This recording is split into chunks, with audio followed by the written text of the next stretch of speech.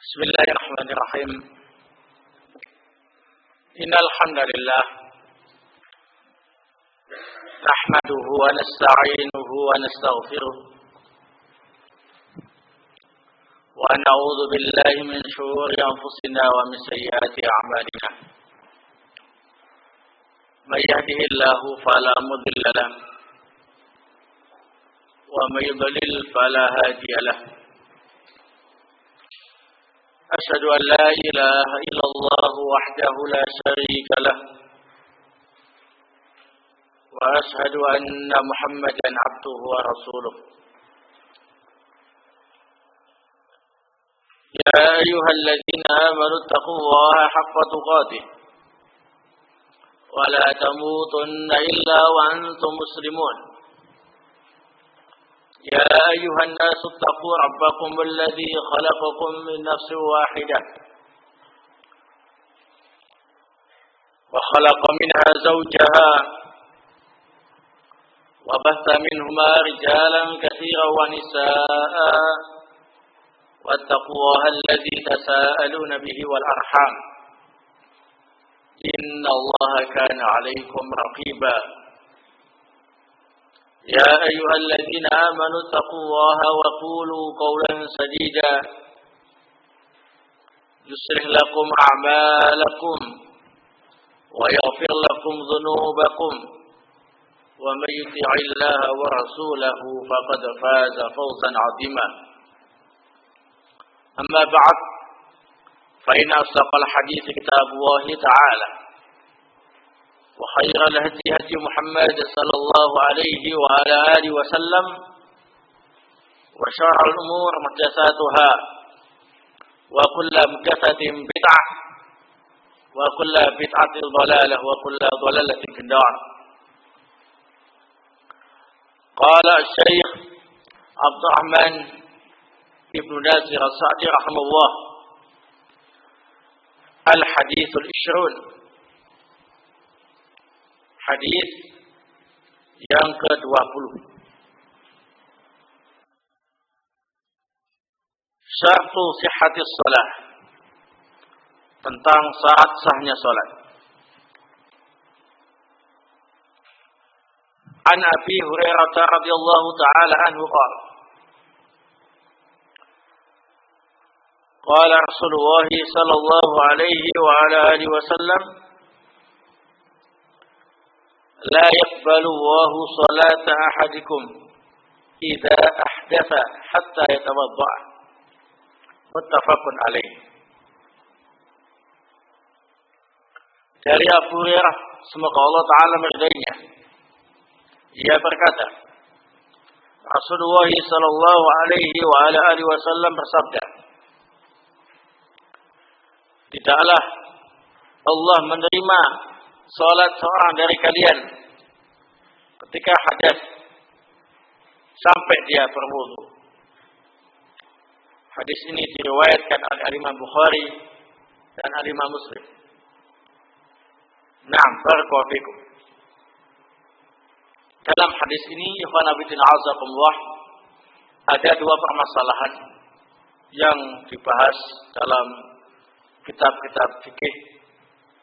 Dan ini termasuk bagian dari syariat kita. Permasalahan pertama tentang masalah syarat sahnya salat. Dan permasalahan yang kedua tentang pembatal wudu. Adapun judul yang diberikan oleh Syekh Abdul Rahman Ibn Nasir As-Sa'di rahimahullah ialah dititikberatkan pada syarat sahnya salat. Maka akan kita kaji pada kesempatan ini insyaallah taala tentang syarat sahnya salat yang dijelaskan oleh para ulama kita dalam kitab fikih. Semoga Allah Subhanahu wa taala memberi pemahaman kepada kita tentang masalah ini. Barakallahu fikum. Yang dimaksud dengan syarat ialah sesuatu yang harus ada dalam suatu amalan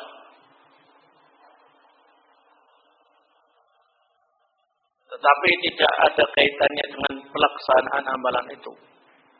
Tidak terkait dengan apa ini? Zat amalan itu. Sesuatu yang harus ada dalam suatu amalan.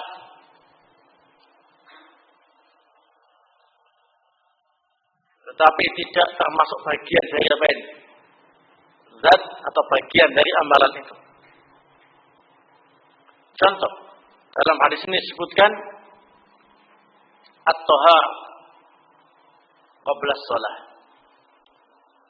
Harus bersuci dari hadas. Bersuci dari hadas termasuk syarat. Karena harus ada ketika orang itu mau sholat. Tetapi tidak termasuk bagian dari gerakan sholat. Maka itu disebut apa ini? Syarat. Berbeda dengan rukun. Kalau rukun ialah sesuatu yang harus ada dalam suatu amalan dan termasuk bagian dari amalan itu. Contohnya dalam sholat ada sujud, ada rukuk. Sujud dan rukuk termasuk rukun sholat. Harus ada dalam sholat itu. Dan termasuk bagian dari apa ini? Zat sholat itu. Maka termasuk apa ini? Rukun. Kalau di sini berarti sesuatu yang harus kita penuhi di luar sholat. Tetapi kalau tidak kita penuhi, menyebabkan sholat itu tidak sah. Jadi kalau syarat itu di luar ibadah, tapi bisa menentukan sah dan tidaknya ibadah itu. Kalau rukun itu di dalam ibadah itu sendiri, yang juga bisa menentukan sah dan tidaknya apa ini? Ibadah itu. Barakallahu. Dijelaskan oleh para ulama bahwa syarat sahnya sholat itu ada 10. Di sini ada pembahasan yang cukup luas tentang masalah ini, ya. Di antara 10 syarat sahnya sholat ini, 6 syarat sholat dan 10 syarat sholat ini semuanya dilakukan sebelum sholat, kecuali niat. Ini dilakukan apa ini? Bersamaan dengan apa ini? Takbir, dengan awal sholat itu, ya. Nah, barakallahu fikum. Jadi yang pertama ialah an-niyah, niat. Nah, niat termasuk syarat untuk semua amalan, termasuk sholat. Innamal a'malu binniyat. Sesungguhnya amalan itu sah dan tidaknya tergantung niatnya. Nah, barakallahu fikum. Termasuk amalan ialah sholat. Ini tidak ada perbedaan pendapat di kalangan para ulama tentang masalah ini. Hanya saja yang perlu diperhatikan untuk masalah niat. Yang pertama, niat itu ialah amalan hati, bukan amalan lisan. Jadi, niat itu dalam hati, tidak perlu digerakkan dengan lisan, sekalipun tidak keras. Nah, dalam lisan, dalam hati, niat itu tidak ada kaitannya dengan apa ini? Lisan. Termasuk yang perlu kita ketahui tentang masalah ini ialah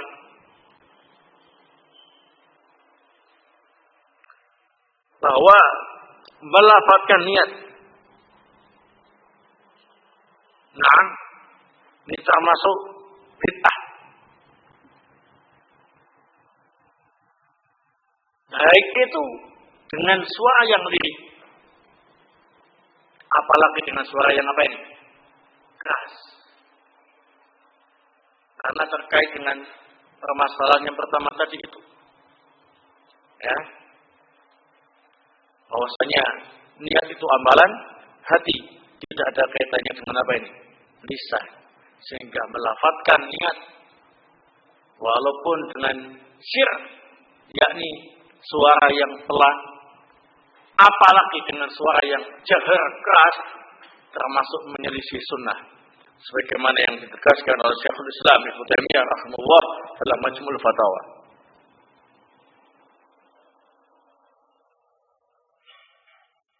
Nah,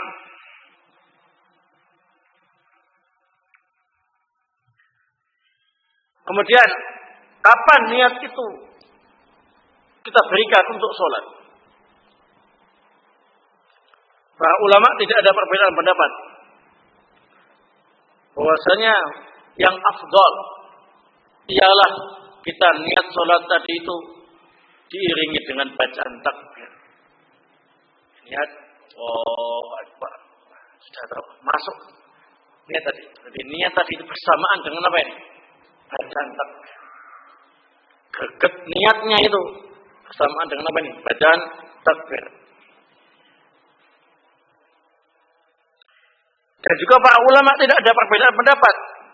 Jika niat itu baru ada setelah takbir, maka sholatnya tidak sah.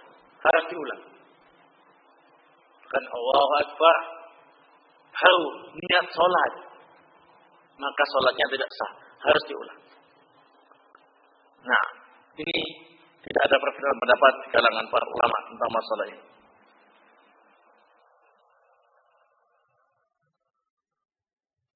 Baik.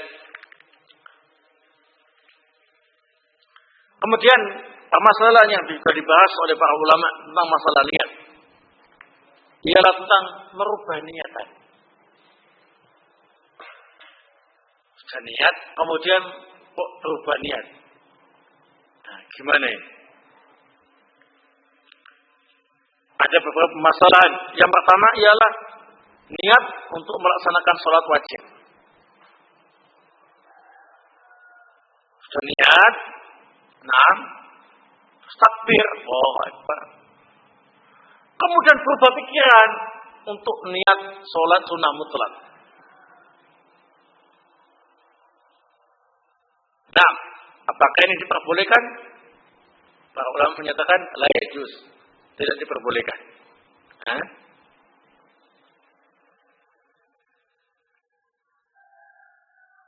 Kemudian permasalahan yang kedua, ada yang niat melaksanakan sholat wajib, sholat zuhur misalkan, ya. Terus takbir Allahu Akbar, berubah niatnya untuk melaksanakan sholat asar. Nah, barakallahu fikum, apakah boleh ini? Tidak boleh, la yajuz. Ya, harus diulang lagi untuk niat sholat asar. Demikian pula permasalahan yang lain, dia niat sholat sunnah, Allahu Akbar, berubah pikiran, niat sholat wajib, la yajuz, juga nggak boleh. Batal, harus diulang kembali niat untuk sholat wajib saja. Kemudian niat sholat sunnah tertentu, misalkan sholat sunnah apa ini? Zuha, ya. Allahu Akbar. Kemudian berubah niat untuk melaksanakan sholat sunnah mutlak.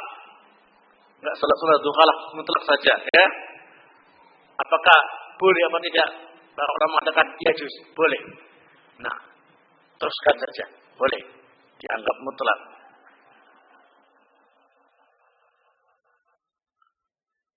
Nah, tapi kalau niat sholat sunnah tertentu, sholat duha misalkan, Allahu Akbar, kemudian berubah niatan untuk melaksanakan sholat sunnah yang lainnya. Sholat sunnah apa ini? Ba'dal wudu misalkan, ya. maka tidak boleh. Tertentu dengan tertentu nggak boleh.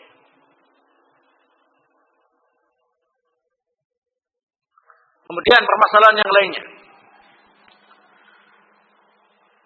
Dia niat sholat sunnah mutlak. Allahu Akbar. Kemudian berubah pikiran. Pengen sholat sunnah duha. Tertentu. Ini juga begitu. Nggak boleh. Nah. Tapi kalau tertentu mutlak boleh. Nah. Kemudian.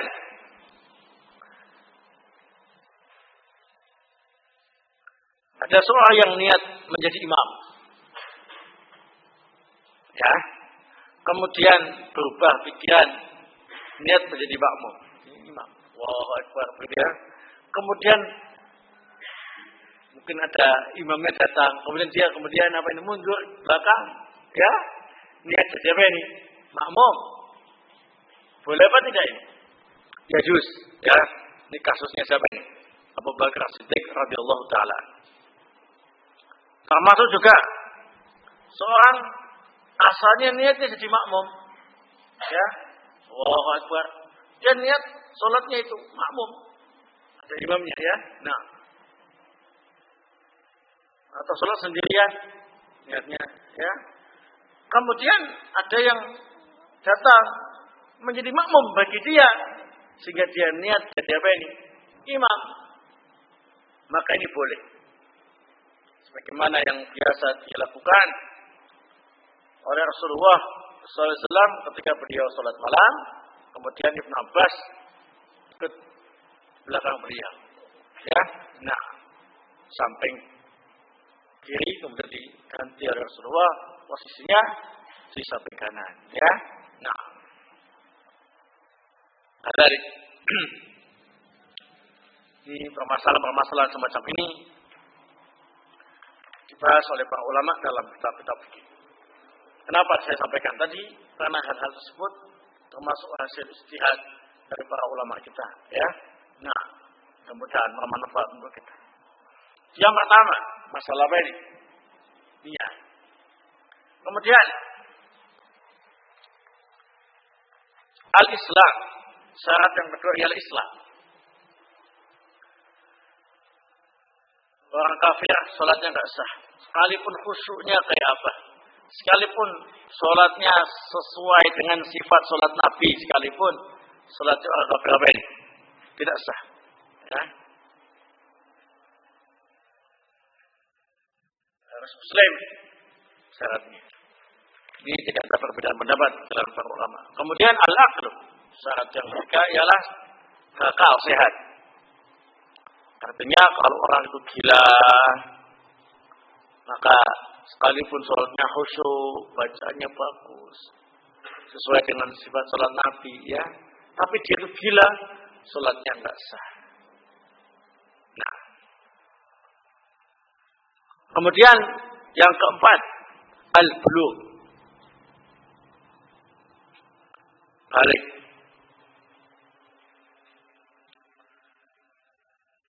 Sholatnya anak kecil, nah, ini tidak diwajibkan oleh Allah Subhanahu wa taala. Sehingga di sini sebetulnya yang bagus ialah tentang syarat wajibnya salat, tidak syarat sahnya salat. Karena anak kecil kalau salat sesuai dengan sifat salat Nabi sallallahu alaihi wasallam sah. Majbur insyaallah taala, ya. Nah, barakallahu fikum. Tapi tidak wajib untuk apa ini? Salat. Yang kelima,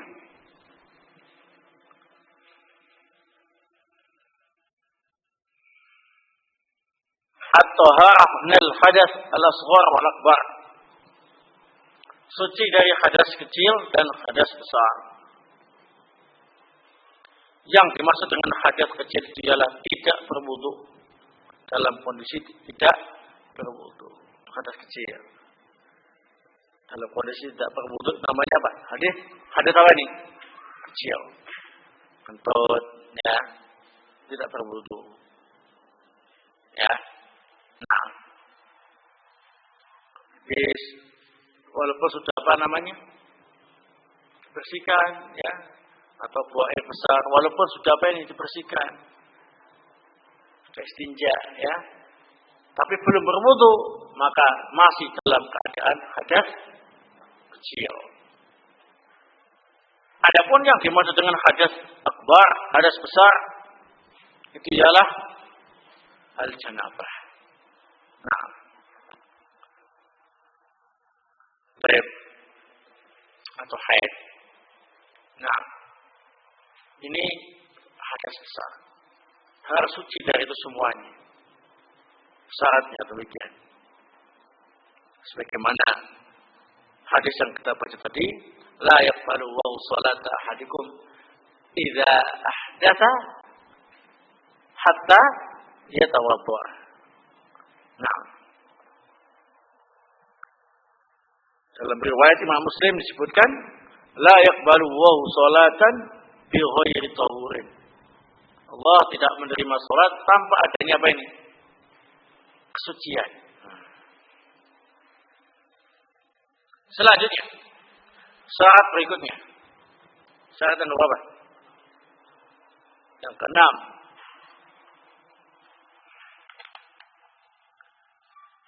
Taharatul badan. Nah, was-thawb wal makan.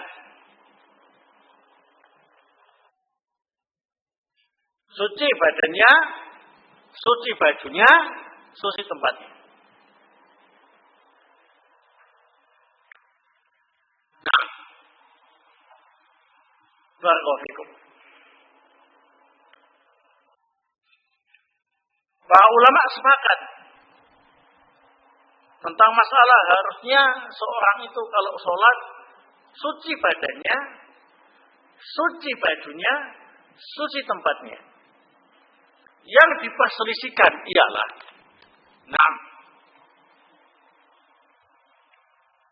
tentang apakah ini menjadi syarat wajibnya sholat ataukah menjadi syarat sahnya sholat.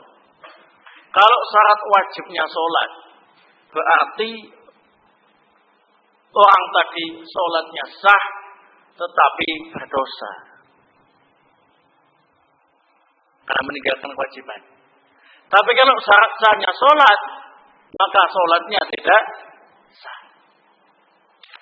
Nah, barakallahu fikum. Gimana? Ada dua pendapat dalam para ulama.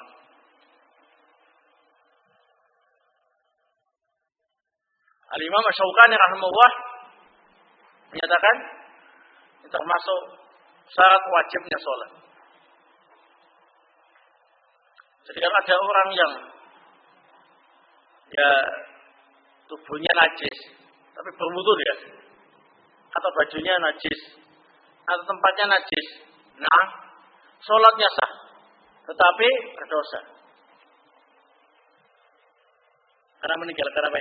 Kewajiban.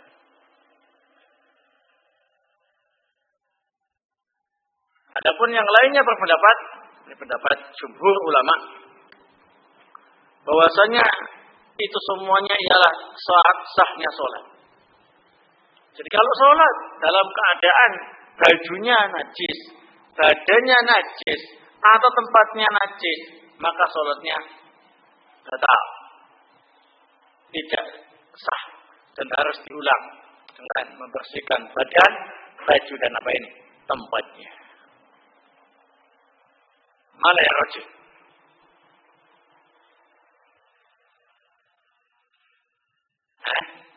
Mana yang rajih?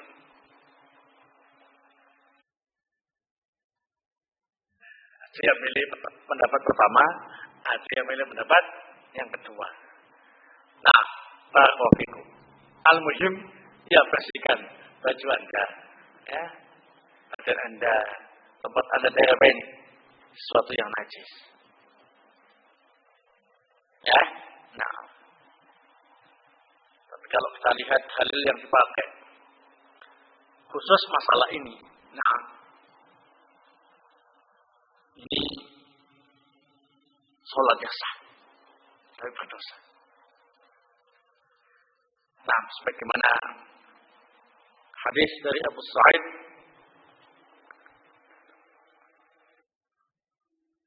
tentang kisah Rasulullah Shallallahu Alaihi Wasallam melepas kedua sandalnya dalam sholat ketika dikhabarkan oleh Jibril bahwasanya di bawah sandal itu ada apa ini?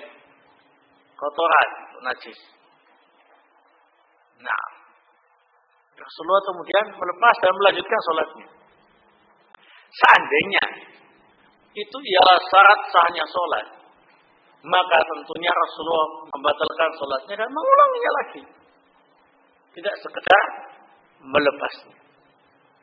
Itulah yang dipilih oleh Al-Imam Syaukani rahimahullah.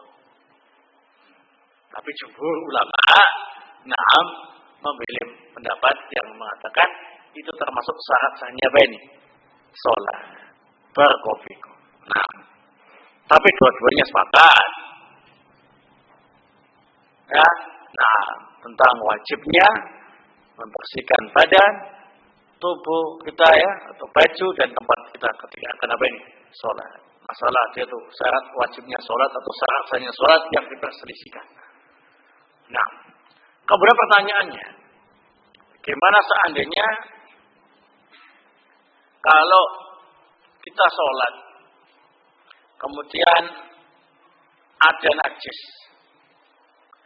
entah itu di tubuh kita, atau di baju kita, atau di tempat kita sholat, ya, dan ya, buat kita sholat najis semua itu, nah, ompolnya anak kita misalkan ya, nah, tekelnya itu kan najis ya, nah, kemudian kita sholat, kita tidak tahu kalau itu najis, nggak tahu, karena nggak ada yang ngasih tahu, baru tahu setelah selesai sholat. Bagaimana? Apakah dia harus mengulangi sholatnya? Sah apa tidak sholatnya? Para ulama berbeda pendapat menjadi 3 pendapat. Ada yang mengatakan sholatnya batal dan dia harus mengulangi sholatnya tadi. Jika masih ada waktu dan kesempatan mengulanginya. Tapi kalau sudah tidak ada waktu mengulanginya, ya sudah, tidak bisa diulangi. Nah, misalkan sholat asar, ya kan? Sholat dalam keadaan demikian tadi, tubuhnya atau bajunya atau tempatnya najis, nggak tahu. Selesai sholat baru tahu, dan saat itu masih ada waktu sholat asar, maka menurut pendapat yang pertama ini sholatnya ada batal dan harus mengulangi sholatnya lagi. Tapi kalau ternyata masuk waktu maghrib, maka ya sudah, sholatnya ya batal, tapi nggak bisa mengulangi lagi. Dia bertobatlah kepada Allah Subhanahu wa Ta'ala. Pendapat yang kedua, sholatnya batal, wajib diulang sekalipun telah keluar waktu sholat. Sudah menjelaskannya kan tadi 3 tekankan, apapun keadaannya, baik masih belum keluar dari waktu sholat ataupun telah keluar dari waktu sholat, wajib diulang. Pendapat yang ketiga, sholatnya sah dan tidak perlu diulang lagi. Baik waktunya masih ada ataupun sudah tidak ada waktunya. Pendapat yang ketiga ini dipilih oleh Ibnu Umar. Kemudian salah satu riwayat Imam Ahmad dan juga dipilih oleh Ibnu Mundir dan yang lainnya. Barakallahu fikum. Di antara dalilnya tadi itu hadis dari Abu Sa'id tentang kisahnya Rasulullah sholat pakai sandal yang ada najisnya, kemudian diberitahu oleh Jibril kalau sandalnya itu ada kotoran yang najis, maka boleh lepas. Enggak diulangi sholatnya, ya kan? Nah, dianggap sah. Dilepas begitu saja. Nah, Kemudian juga dalilnya ialah firman Allah Subhanahu wa taala dalam surah Al-Baqarah ayat 286. Rabbana la tu'akhidna in nasina wa akhtana. Ya Allah, janganlah Engkau azab kami. Janganlah Engkau hukum kami kalau kami salah atau lalai. Salah tidak sengaja maksudnya. Dalam hadis yang sahih riwayat Imam Muslim, ketika Allah berfirman demikian, Allah berfirman dalam hadis qudsi, qad fa'altu, sungguh aku telah melakukannya. Yani aku ampuni. Nah, barakallahu. Kalau kita memilih pendapat yang ketiga ini, berarti semakin kuatlah pendapat yang menyatakan bahwasanya sucinya baju, sucinya badan, sucinya tempat adalah wajib dalam sholat, tetapi tidak termasuk syarat sahnya sholat. Salah ini.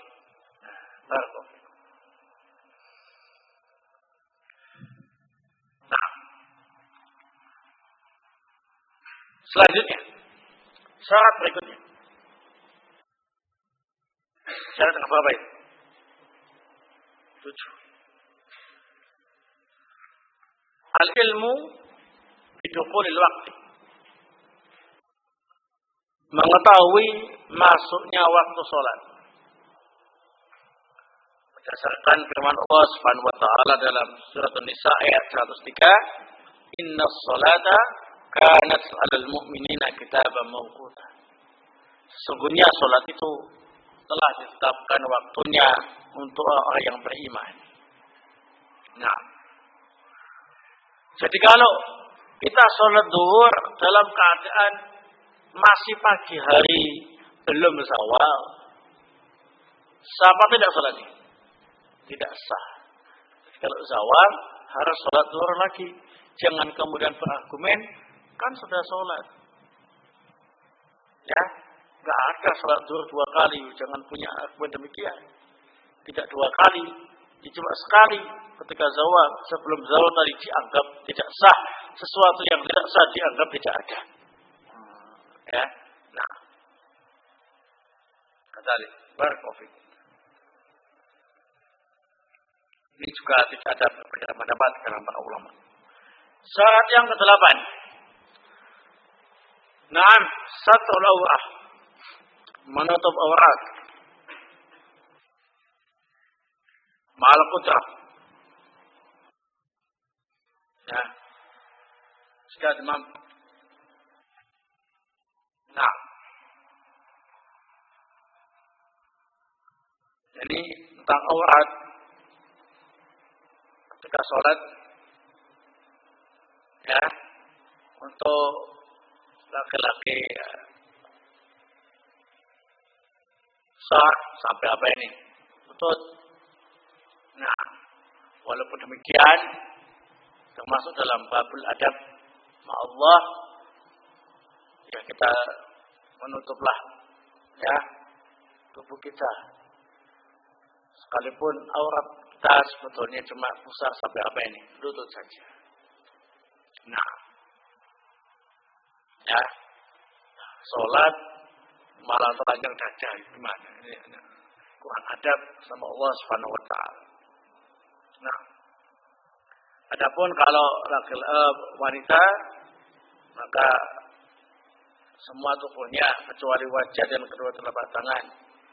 Nah, dan juga kedua telapak kaki. Jika tidak ada orang laki-laki yang bukan mahramnya. Nah, adapun kalau ada laki-laki yang bukan mahramnya, maka ditutup semuanya. Nah, barakallahu fikum. Maksudnya yang melihatnya. Nah, yang namanya laki-laki yang bukan mahramnya kan banyak di masjid atau di sampingnya yang ya tempat khusus ikhwan. Nah, yang dimaksud kalau ada laki-laki yang bukan mahramnya atau tidak ada laki-laki yang bukan mahramnya yang melihat.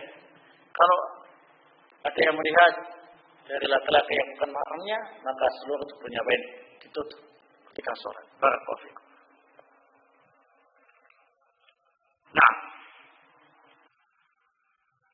baik itu, nah, banyak orang ataupun sendirian. Ya, kalau kalian sholat sendirian di dalam kamar begitu, kamar kos-kosan gitu ya. Ya tetap pakai baju ya. Nah, jangan sholat sambil apa ini? Telanjang. Barakallahu fiikum. Selanjutnya, syarat berikutnya. Syarat apa itu? Yang ke-9. Baik, barakallahu fiikum. Istiqbalul qiblah. Ma'al qudrah. Menghadap kiblat kalau mungkin. Nah, fawalli wajhaka syatral masjidil haram. Hadapkan wajahmu ke arah Masjidil Haram. Menghadap ke kiblat itu ada dua makna. Yang pertama, bagi yang melihat Ka'bah dengan matanya, maka harus tepat dalam menghadap kiblat. Langsung menghadap Ka'bah. Nggak boleh bengkok. Arahnya harus pas. Ya. Nah, tepat ke Ka'bah.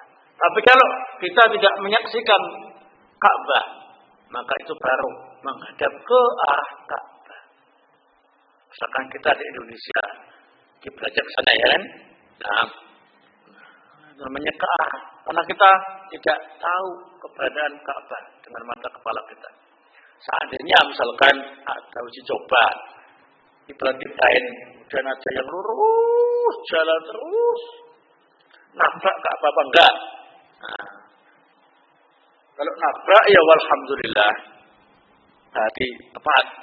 Kalau ternyata enggak nabrak Ka'bah, tapi pas ke arahnya Ka'bah, ya, nah ini tidak apa-apa, karena kita tidak menyaksikan apa yang Ka'bah itu sendiri dengan mata kepala kita. Nah, barakallahu.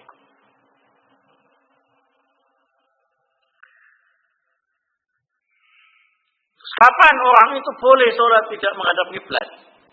Ya, karena ada kondisi darurat, datanya sakit, gak mampu digerakkan, ya, nah, atau tidak ada yang mengarahkannya ke kiblat, maka dia ini ma'dzur insyaallah taala.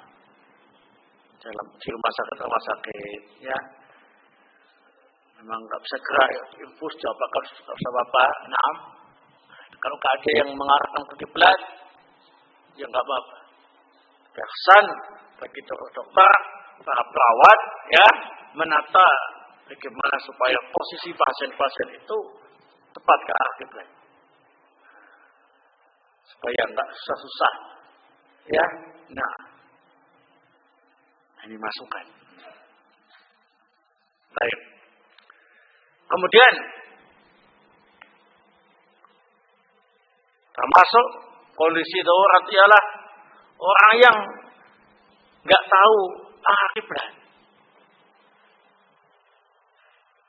Ya mungkin dalam perjalanan itu ya, nggak bawa kompas, yo nggak ada masjid ya, nah hutan, nggak tahu arah kiblat, maka dia beristihad semampu mungkin bagaimana supaya sholatnya itu tepat menghadap kiblat. Nah, barakallahu fikum. Bertanya nggak ada yang ditanya, ya. Nah, insya Allah sholatnya sah. Tapi kalau kondisinya sudah menghadap kiblat dan ternyata salah, dalam kondisi dia sedang sholat, ada yang menyalahkan, nah, maka dia harus merubah posisi tubuhnya ketika sholat itu. Nggak usah kemudian apa ini, membatalkan sholatnya. Nah, bagaimana kalau ternyata selesai sholat, kemudian dikasih tahu, ya tadi kiblatnya salah. Sholatnya sah apa tidak? Perlu diulang apa tidak?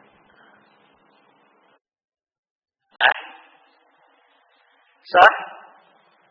Diulang. Sah dan tidak perlu diulang. Nah, ini pendapat yang rajih. sah dan tidak perlu diulang. Pendapatnya Al-Imam Ats-Tsauri, Ibnu Mubarak, Imam Ahmad, Imam Ishaq dan yang lain. Nah, barakallahu fikum. Ini diriwayatkan oleh At-Tirmidzi dan dihasankan oleh Al-Albani dalam Irwaul Ghalil tentang kisahnya Amir bin Rabi'ah ketika Amir bin Rabi'ah bersama Rasulullah dalam perjalanan di malam yang gelap gulita, tidak tahu kiblat. Kemudian masing-masing sholat sesuai dengan ijtihadnya. Nah, ketika pagi hari kita ceritakan kepada Rasulullah tentang masalah itu, maka turunlah firman Allah Subhanahu wa taala, "Bainama tuwallu fasamma wajhullah." Di mana saja kalian hadapkan wajah kalian ketika sholat, maka di sana ada wajah Allah. Artinya dianggap sah sholatnya, ya, karena ijtihadnya tadi itu. Baik. Kemudian karena kondisi sangat takut di saat peperangan, ya, diserbu kiri, diserbu kanan, diserbu atas, ya, nah, sehingga sholatnya ini serba sebisanya, ya, ketika peperangan, maka tidak apa-apa kalau tidak menghadapi berat karena udzur, ya, nah, barakallahu fikum. Termasuk ketika sholat sunnah bagi yang mengendarai kendaraan ketika safar, itu pakai mobil atau pakai pesawat atau pakai kapal. Nah, kalau memang tidak bisa menghadap ke kiblat, maka tidak apa-apa. Salat menghadap ke selain apa ini? Kiblat. Salat sunnah ketika safar. Nah, kemudian syarat yang ke berapa? Yang ke-10. Barakallahu fikum. 10, ya. Apa itu? Tadi yang pertama apa? Ingat. Kemudian Islam. Kemudian balik. Terus akal. Terus suci dari dua hadas, ya. Nah, suci badan, pakaian, tempat. Keleban mengetahui waktu sholat. Terus 9. Nah, baik.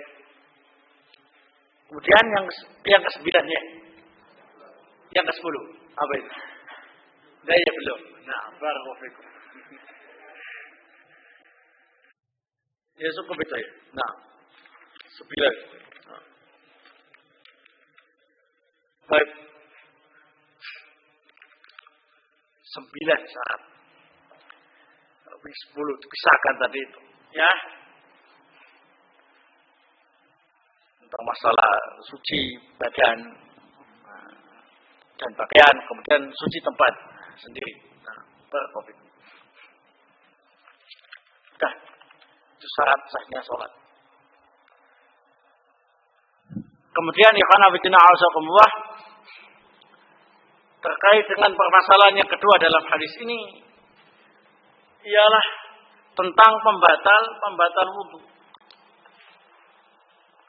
Di sini ada permasalahan yang disepakati dan ada lagi permasalahan yang diperselisihkan. Yang disepakati di antaranya ialah dalam hadis ini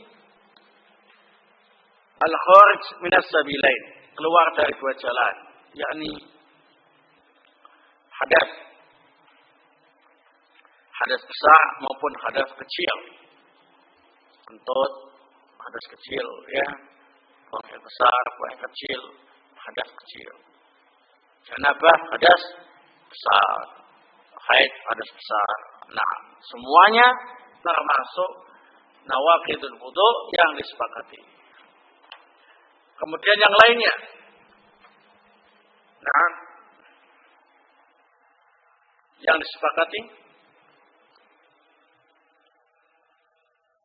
apa? Selain itu, hilang akal. Zawalul akal. Baik karena gila maupun karena pingsan,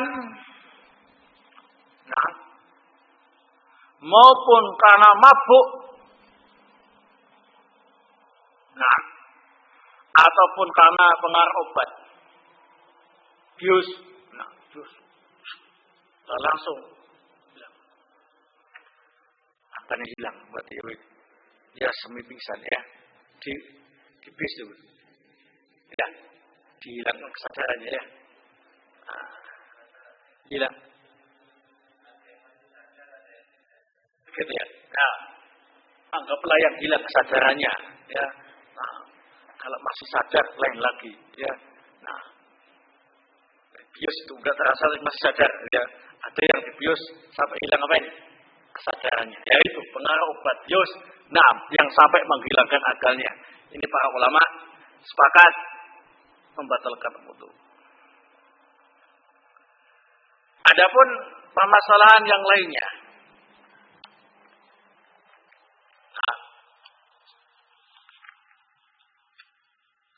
yang juga para ulama sepakat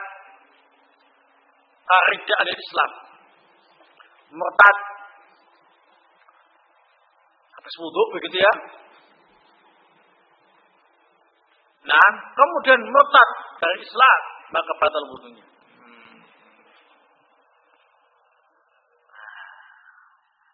Kadzalika. Kenapa dikatakan demikian? Ya karena amalan wudunya dianggap apa ini? Batal. Karena semua amalan yang disertai dengan kesyirikan dan kekufuran batal. Lain asaqta la yahbatanna amal. Kalau engkau berbuat syirik, maka amalanmu jadi batal. Nah, wudu termasuk apa ini? Amalan. Nah, kalau orang itu asalnya Islam wudu kemudian kafir, berarti apa ini? Batal wudunya. Batal. Sangat dianggap sah. Sangat diberi pahala juga sah. Amalan wudunya. Barakofikum. Adapun yang lainnya, ini termasuk pembatal wudu yang diperselisihkan. Termasuk diantaranya makan daging unta. Setelah wudu, kemudian makan sate unta. Perselisihan. Ada yang mengatakan enggak batal wudunya, ada yang mengatakan apa ini? Batal wudunya. Yang rajih, wudunya batal. Rasulullah ditanya, "Atawaddu min luhumil ibil?" Apakah kita harus berwudu kalau makan daging unta? Qala Rasulullah sallallahu alaihi wa alihi wasallam, "Na'am, tawaddu min luhumil ibil." Ya, wudulah kamu karena makan daging unta. Hadis riwayat Imam Muslim. Adapun kalau selain daging unta, maka tidak wajib wudu dan tidak membatalkan wudu. Ya, nah. Termasuk yang diperselisihkan ialah menyentuh perempuan. Kalau menyentuh perempuan yang bukan mahramnya kan di samping haram, ya. Juga apakah membatalkan wudu? Kalau menyentuh perempuan yang termasuk mahramnya, itu kan enggak apa-apa.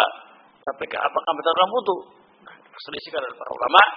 Nah, barakallahu dan yang rajih tentang masalah ini, baik kesentuh perempuan yang mahramnya ataupun yang bukan mahramnya tidaklah membatalkan wudunya. Hanya saja kalau nyentuh perempuan yang bukan mahramnya, dia berdosa. Barakallahu. Baik, kemudian yang diperselisihkan juga ialah dan menyentuh kemaluan. Karena dari riwayat Abu Dawud dan Tirmidzi yang lain dengan sanad yang sahih, "Man massa dzakarahu falyatawadda." Barang siapa yang menyentuh kemaluannya, maka hendaklah dia berwudu. Nah, Ini yang rajin tentang masalah ini ada perincian. Ya. Nah, kalau menyentuhnya itu di atas kain, gatel garuk-garuk gitu ya. Nah,